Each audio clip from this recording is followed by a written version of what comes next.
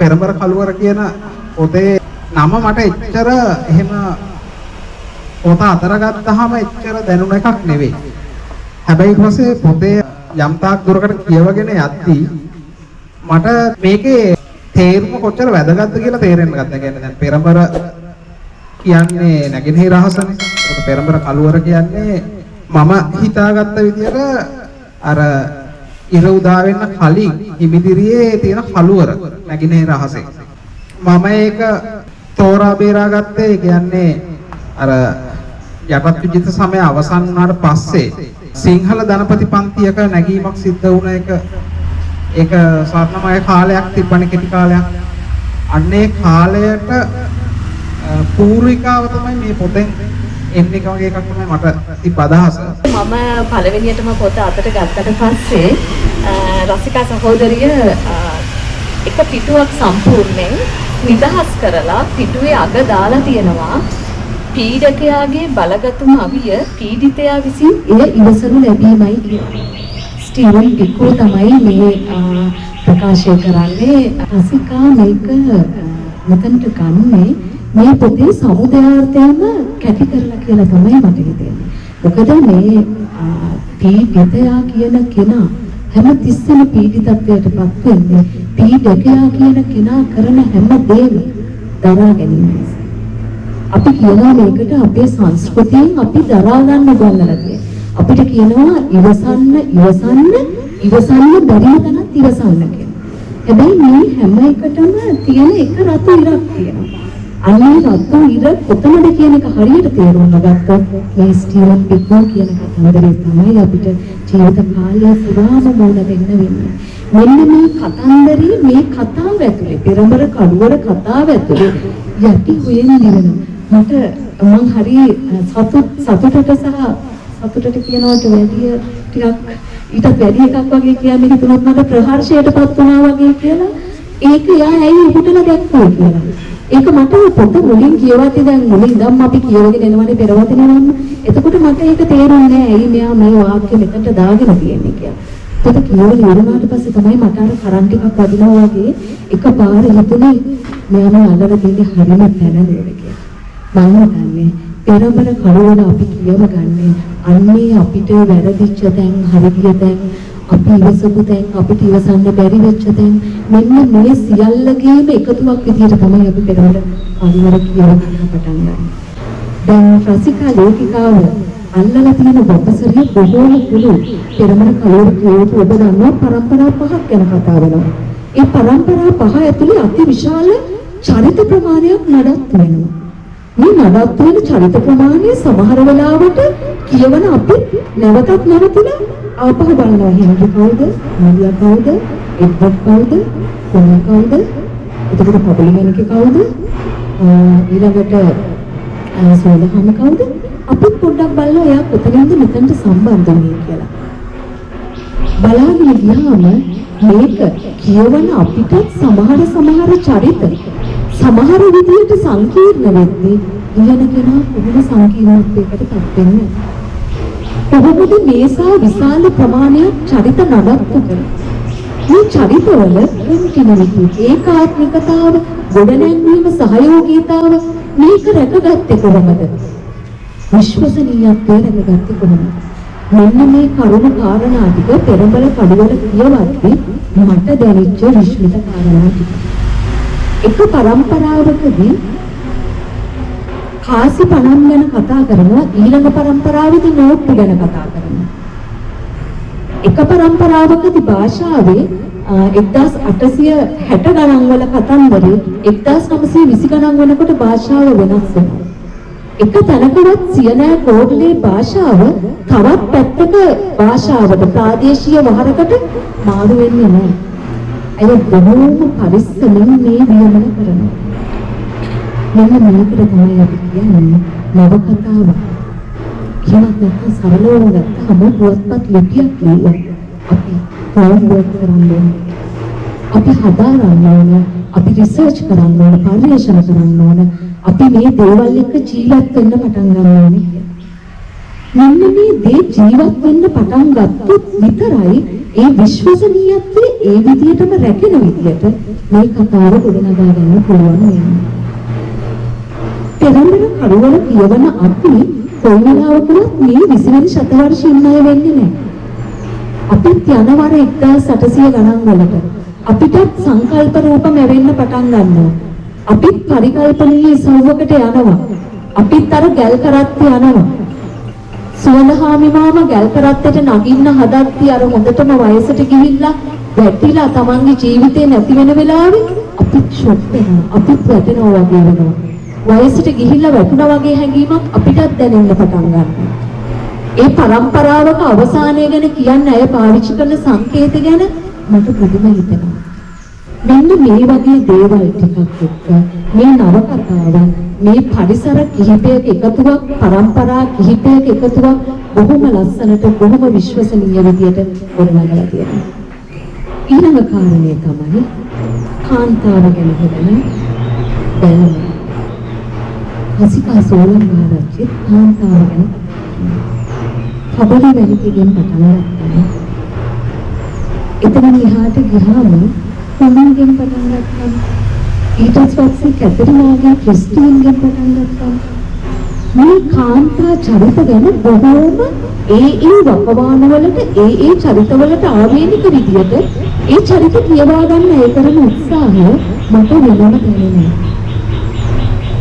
කබලි වෙලිකේ කියන චරිතය ඇතුලේ ස්ත්‍රීත්වය තියෙනවා වගේම තමන්ගේ ගෘහ පාලනය අතට ගන්න කොහොමද කියන කාරණේයි කියනවා. මේ ස්ත්‍රිය තමයි මේ ගෙදර මූලිකත්වය ගන්න. එතනින් එහාට ගියාම කැතරිනා කොහොමද තමන්ගේ පවුලේ ආධිපත්‍ය ගන්න? කොමී කියන එක තැනක මතුවෙන එක චරිතයක්. කොහොමද මුළු කතාව පුරාම ආධිපත්‍ය දරන්නේ? මෙන්න මේ සියල්ල කාන්තාවගේ ආධිපත්‍යයේ තියෙන සුන්දර පසුබිම, සුන්දර පිටුපසු දැක්ක සෙවණැල්ල. මේ සියල්ල අය මේ කතාව ඇතුලේ ඉගෙනනවා. ඒ වගේමයි අය බොහෝ උපහාසාත්මක විදිහට කතා කරන දක්ෂිනා වර්ධව කැරකෙන ආලම්පුරියක් තියෙන අයට වාසනාව උදා වෙනවා කියනවා. සමහරවිට අපිත් ඉතින් උත්සාහ කරනවා වෙන්න පුළුවන් ඔය වගේ දේවල් හොයාගන්න. ඔය වාසනාව තියෙනවා කියන දේවල් ළඟ තියාගන්න මේ දේවල් වලට අපිත් උත්සාහ කරනවා.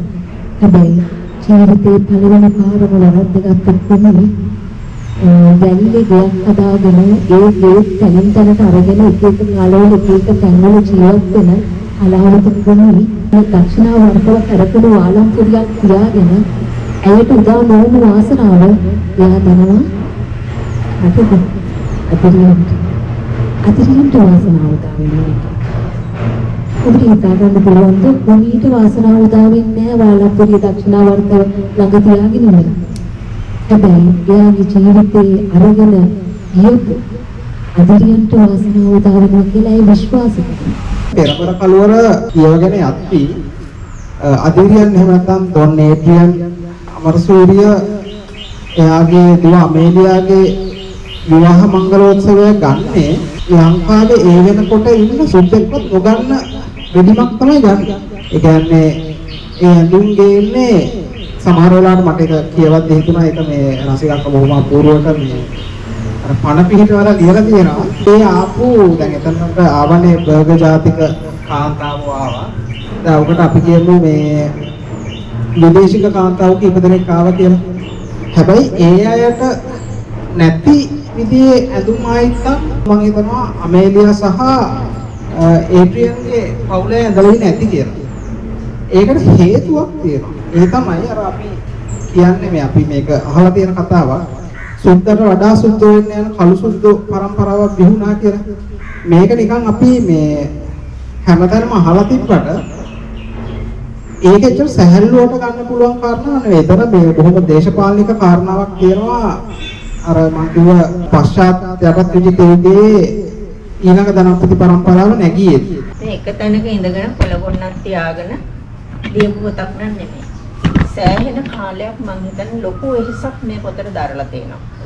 ඊටමත් දිගු කාලයක් පරම්පරා ගණනාවක් පුරා කරපු රිසර්ච් එකක් වගේ තමයි මේ පොත. ඒක බොහොම නිර්මාණාත්මකව ඉදිරිපත් කරලා තියෙනවා. මම විශේෂයෙන් මේකේ කතා කරන්නම් භාෂාත්මක පැත්ත. දැන් මේකේ භාෂාත්මක පැත්ත අරගෙන බැලුවොත් හරියට සංවාද බහුලයි. මේ සංවාද හරි අගේට ඒ චරිතවලට ඒ තරාතිරම් වලට කාලයට ගැළපෙන විදිහට යොදා ගන්න මෙහිදී ලේඛිකාව සමත් වෙලා තියෙනවා. බලන්න දැන් උදාහරණ විදිහට බැලුවොත් සුවඳහාමි කතා කරන හැටි බලන්න. බබලතුන්ට කොරණ්ඩ හැක් වැඩ දෝවා. නිකන් හිටින්. දැන් මේ සුවඳහාමි කියන සාම්ප්‍රදායික ගැමියාගේ 1800 ගණන් වල භාෂා විලාසය. නමුත් මුස්ලිම් වෙලෙන්ද කතා කරන්නේ එහෙම නෙමෙයිනේ. ඒක අද මොකද සුවඳහාමි නැත්තේ? එතකොට ආරච්චිලා බලය අතට ගත්තු මහා අනිත් අය පීඩාවට පත් කරන සාම්ප්‍රදායික ගමේ ආරච්චිලා කතා කරන්නේ කොහොමද? තෝ දිනුව කියලා හිතන්න එපා බල. මන්තෝගේ මාමණ්ඩිටවත් තොටවත් බය නැහැ. ඒ විදිහට තමයි භාෂාව එක එක චරිතවලට ගැළපෙන විදිහට ඔවුන්ගේ රැකියාවන්ට, ඔවුන්ගේ තරාතිරමට, ඔවුන්ගේ මනුස්සකම් වලට ගැළපෙන විදිහට භාෂාව හරි ලස්සනට හසුරවලා තියෙනවා. ඊළඟට මේකේ මම දකින විශේෂ ලක්ෂණයක් තමයි ඔය බොහොම උද්වේගකර අවස්ථා. එන්නුම් කරන්නේ කෙටි වැටි භාවිතා කරන එක අපේ සාහිත්‍යයේ හරියට දක්නට ලැබෙනවා. කෙටි වැටි වලින් ශනික සිදුවීමක්, බොහොම උද්වේගකර, බොහොම ප්‍රබල සිදුවීමක් මතු කරලා පෙන්වන්න පුළුවන්. දැන් 169 වෙනි විදිහේ පූගොඩ මණිකේගේ මරණය. මේ වෙලාවේ අන්දෝරිස් සිටියෙත් නැහැ. අන්දෝරිස් ගිහිල්ලා මේ අදිරියෙන් ගිහිල්ලා සිරිපා වඳින්න. දැන් පබළු මණිකට කරගන්න දෙයක් නැහැ. මේ වේගය පිට කරන ලස්සන බලන්න. ඇගේ හිස් පසෙකට ඇලවී තිබින. තව මොහොතකින් නිවැසියන්ට ඇසුනේ පබළු මණිකාගේ විලාප හඬයි. පූගොඩ මණිකේ මිය ගොසිනි. වචන 3-4කින් අරශනික සිදුවීම් පෙන්වන හැටි. ඔය වගේම තියෙනවා ඊළඟට අර ලිවේරාගේ ස්වර්ගස්ත වීමත් ඔය වගේම තමයි. හරි ලස්සනට ඒ සිදුවීම් වල ශනික සිදුවීම් කෙටි වාක්‍ය වලින් අගේට මතු කරලා තියෙනවා රසිකා. මේක හොඳ භාෂා උපක්‍රමයක් මම හිතන්නේ. මේක යුගාන්තයේ පවාර මාලන් පෙළපාලියේ යනකොට ආත් ලෙලදිනේ. මහා හඬ නැගිනේ.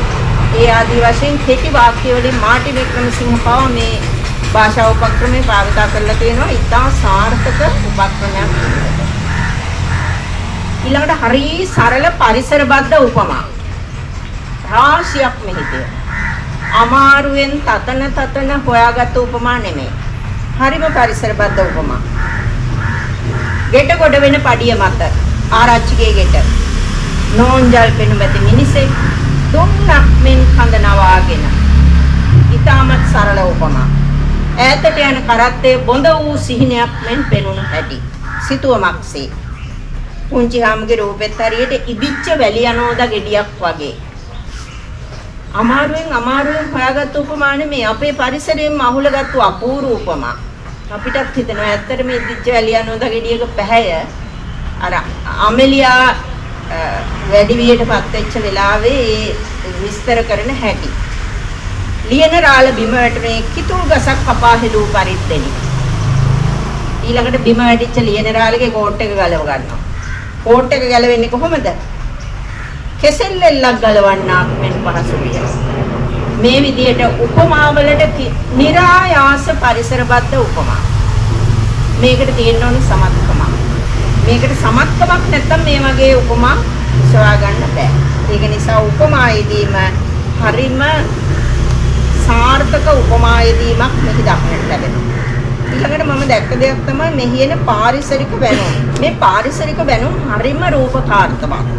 ඒ පරිසරයට අපිව එක්කගෙන යනවා. දැන් මේකෙදි මේ ගම්පහ ප්‍රදේශයේ මේ නවකතාව අපිට සමීපෙන්න තවත් හේතුවක් තමයි මේ හිනරත්ගොඩ, මිරිස්සත්ත අපි දන්න පරිසර තියෙන්නේ. ඉස්සෙල්ලාම අදිරියන්ට සුවඳහාමි හම්බෙන්නේ මං හිතන්නේ දැන් ඔය අර සෙඩ් එක තියෙන හරියේදී. ඒ වගේ කියලා මට හිතෙනවා පොත කියවනකොට. ඒ කාලේ තිබුණු පරිසරය අනුව එහෙම වෙන්න ඇති. කොහොම රූපකාර්ථවත් බස්සාරක් ඇත්තටම කියනවා නම් කරත්ත පාරේ ඉඳලා කොළඹ ඉතා ජනාකීර්ණ වීදි දක්වා මේ පරිසර වැනුම් විහිදෙනවා. මග වැනුම් සංදේශ විතරක් නෙමෙයි මේකෙත් හම්බෙනවා. වනසිරි පියුම් රා බඳරන බරණ යුරු මතක් වෙනවා සමහර වෙලාවට. ඒ තරම් ලස්සනයි මේකේ තියෙන සමහර තැන් රුවන් වැල්ල දක්වා පාර කියන හැටි. තැන් තැන්වල කුඩා ගල් කුළු තිබේ. පාර නිතරම මඩ සහිත තෙත් බවින් යුතුය. හොර, බැදි දෙල්, ගොඩපෙර ආදී ගස් කුමු බොහෝ වර හමු වේ. නොයෙකුත් මීවනද ගස් දිගේ තෙන කටුපඳුරු හා වැල් වර්ග වලින් දෙපස ගහනය. මේ කටුපඳුරු අපිටත් දැනෙන තරම් අපූර්වට නිර්මාණය කරලා තියෙනවා. ඇත්තට මේ පාර දිගේ අපි ගියා වගේ. දෙපස මඩ සහිත භවයේ ජලාශ්‍රිත පරිසරය අපට දැනෙනවා. ඊළඟට ආරච්චිලගේ ගෙදර දොරකඩ බලන්න මෙතන අපූර්ව සංකේතයකුත් තියෙනවා. ආරච්චිලා කියන්නේ මහා දුර්දාන්ත නපුරු මිනිහෙක්. ඒ මාසගේ දොරකඩ කොහොමද? සාම්ප්‍රදායික අහිංසක ගැමියෝ ඉන්න තැන. දොළපාර පෙන බුබුලු නංවමින් ගලායයි. හතුලේ වූ ගල් කැට පෙඳ පාසි දිගටි පත්‍ර සහිත ජලජ ශාක දිය ගලන දෙසටම නැමී තිබෙන අපූර්ව පැහැදිලි දියත්ත තුල පෙනේ. අපිටත් මේ පැහැදිලි දියත්ත තුල අර පෙඳ පාසි වතුරත් එක්ක ඉදිරියට යන හැටි මැවිලා පේනවා. ඒක නිසා මේක නම් හරිම ලස්සන පරිසර වර්ණනාවක්. ඊතරම් සුන්දර දොළපාර පහු කරගෙන අපි යන්නේ අසුන්දර මිනිහෙකුගේ දොරකඩට. ඒක නිසා ඒ යොදා ගැනීමේ සංකේතය හරි ලස්සනයි. ඊළඟට මම කැමති මේකේ චරිත නිරූපණය කතා කරන්න. මේකේ ප්‍රබලම චරිතය අදිරියන්. මුල ඉඳලම බොහොම ඍජු නිර්භය මිනිසෙකුගේ චරිතයක්. මේ ගතිසෝභා තමයි ප්‍රකට වෙන්නේ. හැමෝම ආරච්චිට බයයි. එයා කොහොමද? ආරච්චි මාත්‍යෝ මං ඔබට නම්බු ඇතුව හොඳින් කියන්නේ. මාත් එක්ක උරුට්ටු අල්ලන්න ආව සල්ලම් වෙන්නේ මන් නෙවෙයි උඹ. ඊට බස්තමිනුත් තමල ගහනවා. ඒ නිර්භය මිනිසාගේ හැසිරීම මුල්ලා ඉඳලා මේ නවකතාවේ මුල් හරිය. මේ වෙනකොට අදිරියන් ධනයෙන් ආඩ්‍ය මිනිහෙක් නෙමෙයි. නමුත් එයාගේ නිර්භීතකම ධනය පරදානෙගේ හිටිනවා.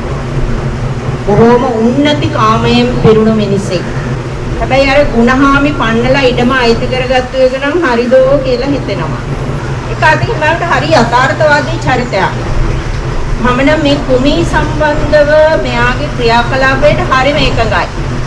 මිනිසුන්ට එසේ විය හැකියි. ඒක හරි සාධාරණීකරණය කරපු ඇත්තටම ඒ වගේ දෙයකදී අපිට ආන්දෝලි මේ අන්දිය කවුද මේ චරිතේ එපා වෙන්න ඕන. නමුත් අපිට මේ චරිතේ එපා වෙන්නේ නැහැ.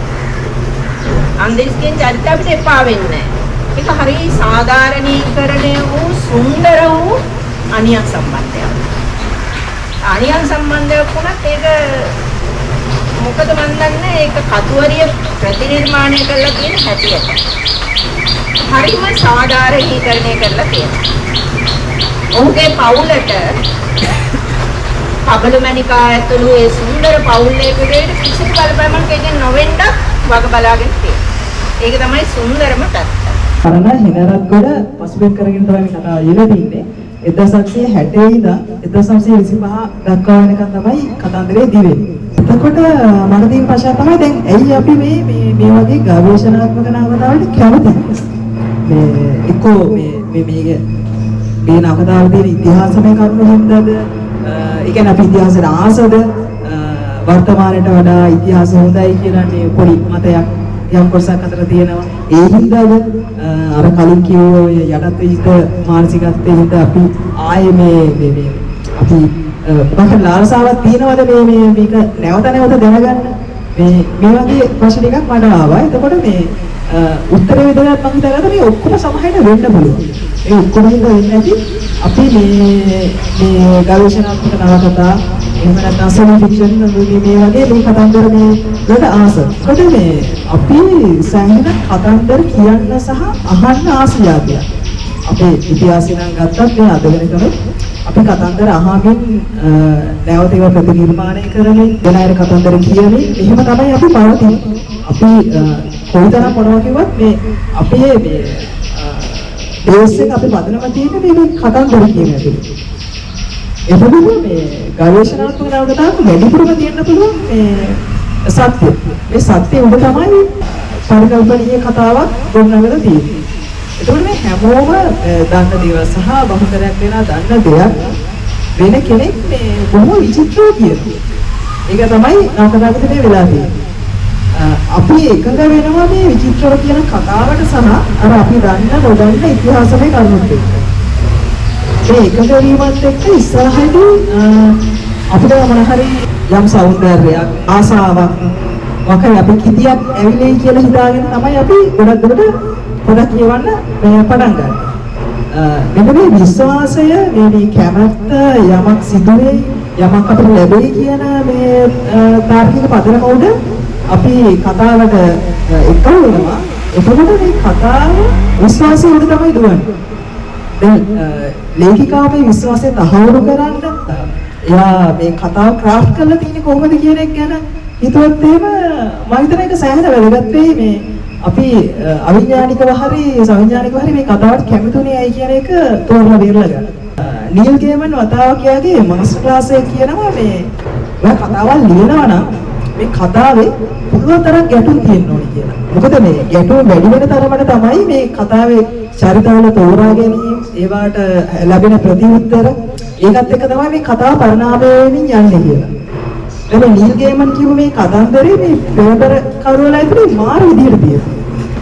එතකොට ලේඛිකාව මේ නොසැලෙන ගැටුම් මේ කතාව ඇතුලේ මේ අපිට මුණගස්සා.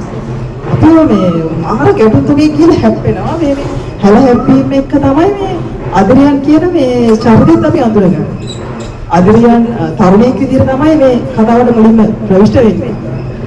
හැබැයි අදරියන් මහල් එක්කලා මැරණකම්ම මේ අති විශාල ගැටුම් ගොඩක් නැත්තේ මේ කතාව ගලාගෙන යනවා. එතකොට මේ ඒ චරිත ලේඛිකාව ක්‍රාෆ්ට් කරලා තියෙන විදිය ගැන එයාට ප්‍රශංසාවක් අනිවාර්යෙන් දෙන්නම ඕනේ. මොකද මේ චරිතවල විශ්වසනීයත්වය ආරක්ෂා කරන ගමන් තමයි මේ යම් පරිකල්පනයක් එක මේක ඇතුළේ වටේට කතාවක් හදලා තියෙන්නේ. මේ කතාවේ මට නිකන් හරිම සිනමැටික් ගතියක් දෙනවා. හරිම සිනමාත්මකයි. ඒ කියන්නේ මේ චරිත උනත් මේ ෆ්ලැට් නෑ. මේ චරිත හරිම මේ ජීවයේ පිරුණු සහ පැතිකඩ ගොඩාක් පෙන්නනවා.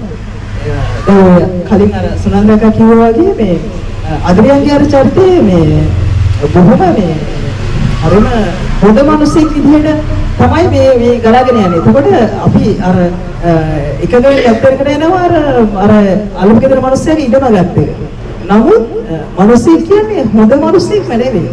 හැම මිනිස්සෙක්ගේම නරක තියෙනවා. මේ කළුසුදු මේ මිනිස්සයාව පැතලි නොකර ඒ මිනිස්සගේ තියෙන නරකත් පෙන්නපෙකින් මට හිතෙනවා මේ අර චරිත මේ රසිකාගේ ගෙනල්ලා මේ පොළවේ හිටවනවා. ඒගොල්ලන් ඇවිද්දනවා. ඒ ඇවිදින එකට අපි කැමති වෙන අතර තමයි අපි අර වගේ දේවල් අකමැති වෙන්නේ. මොකද අපි අවිඥානිකව බලාපොරොත්තු වෙනවා මේ අදිරියන් කියන්නේ හරිම සිල්වත් හරිම හොඳ මේ මාන මිනිස්සෙක් හොඳ මිනිස්සෙක් වෙන්න ඕනි කියලා. හැබැයි එහෙම මේ සීරියස්ලි හොඳ මිනිස්සු නැහැ. ඒ කියන්නේ අපි හැමෝම ඇතුළේම දුර්ගුණ තියෙනවා. අපි අපේ නරක තියෙනවා. ඉතින් මේ ඇත්ත මිනිස්සෙක් තමයි ලේඛිකාවගේ කතාව ඇතුලේ අපිට හදලා පෙන්නලා තියෙන්නේ. ඒක ගැන මම හරි සතුටුයි එහෙම කරපු එක. ඒ වගේම මේ හරිම මේ ජීවී විදිහට තමයි මේ කතාව ගලාගෙන යන්නේ. මේකට හොඳ උදාහරණයක් තමයි අර කොන්නහාමි හාල් මල්ල ඉස්සලා දෙන්න මේ කියලා මේ පොළේදී කරත්තකාරයෙකුට කියන වෙලාව.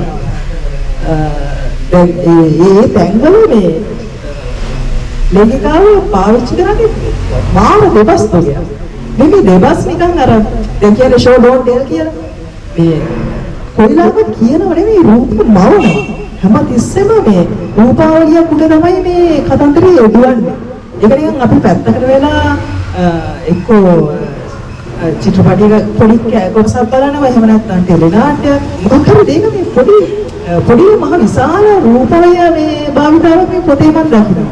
ඒක හිතාමතා ලේඛිකාව කරා කියලා තමයි මම හිතන්නේ. මොකද එයා හරිම දැනුවත් එයා කරන දේ ගැන. එයා දෙබස් ලියන විදිහ ගැන මේ දෙබස් වල තාණය කොහොමද බැලන්ස් කරගෙන තියෙන්නේ ඊළඟට මේ චරිත අඳුන්වලා දෙන විදිහ. ඒ කියන්නේ මේ කතාවේ චරිත අරන් යන විදිහ හරිම හුරුදුරුයි. දැන් අර හාල්ගෝනිය උස්සන සිද්ධියත් එක්ක තමයි මේ පොළොනෝනගේ අර හැඩකාර දුවේ පබුල් මැණිකේ කතාවට ගේන්නේ. දැන් මේක හරිය මේ දැනුවත් හරිම කල්පනා කරලා ප්ලෑන් කරලා මේ කතන්දරේ මේ ඉදිරියට ගලන් යන්න සැලැස්සුවේ එක ගැන ඇත්තටම හරි සතුටුයි.